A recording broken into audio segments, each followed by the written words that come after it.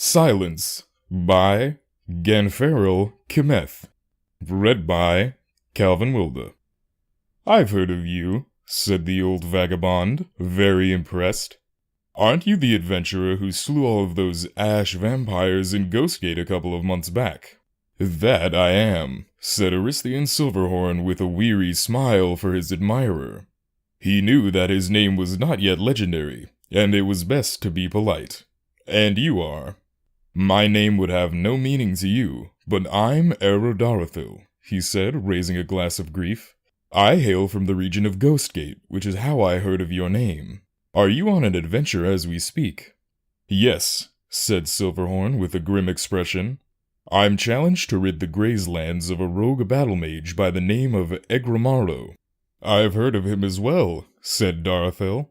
"He is said to be very powerful, an implacable foe." "That is why I'm drinking now," sighed Silverhorn. "So tell me, what is your profession?" "I do nothing," said Darathil with some measure of pride. "But in my youth, I used to teach the skills of illusion at the University of Gwilym." "Perhaps you can help me then," said Silverhorn, suddenly excited. "Can you teach me the spell Silence? I can certainly pay you." "I know that spell," said Darathil. "You might find invisibility very helpful as well. Or perhaps darkness, which would allow you to sneak up on old Egramaro." "No," said Silverhorn firmly. "I only have time to learn one spell. I have to kill Egramaro, collect the award, and be back in Gnisis as quickly as possible. My wife worries when I'm away." Darathil agreed, and as the two settled back in their seats at the corner club and tossed back glasses of grief, the old man shared his knowledge of the spell. He explained what it truly meant to bend sound, creating a cone of silence as glass can bend light. He had Silverhorn close his eyes while he tapped the side of a glass, making him picture the sound as the physical entity it was, before it was extinguished. The adventurer, after a few hours of instruction, paid the old teacher and set off on his way. Indoranian, Egramaro's stronghold, was not far from Sadrith Mora, and he soon saw the blight and ruin that was the battle mage's calling card.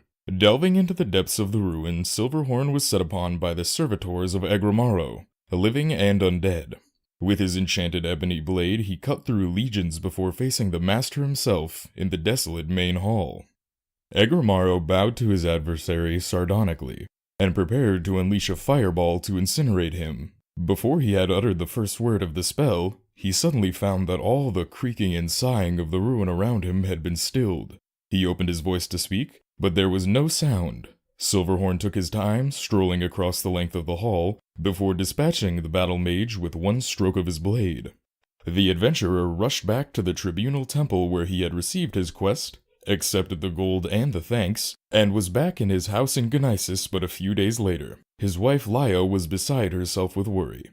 "All I could do night after night is toss and turn. I kept imagining you burned to ashes by that battle mage, and where would that leave me? Do we have enough gold that I could support myself if you, Saint Saren, let it not be so, were killed during one of these jaunts? I don't think so. Why couldn't you just get a nice position at the Fighters Guild right here in town? I hear they're looking for a trainer for the Imperial Guard. I know, you want a life of adventure and danger and freedom, but if you'd only take one moment to think of me, stuck here all by myself, worrying about you, I suppose you'd like it if I took more of an interest in your work. But it's like I was telling Sir Calissa Vicom the other day. I said, Calissa, what good is a husband?" Elia continued to talk, deaf to the fact that her words were dead before they left her mouth. Silverhorn smiled and nodded his head, enjoying the silence. He could have killed Egramaro without the spell, he considered, but he could not have survived his wife.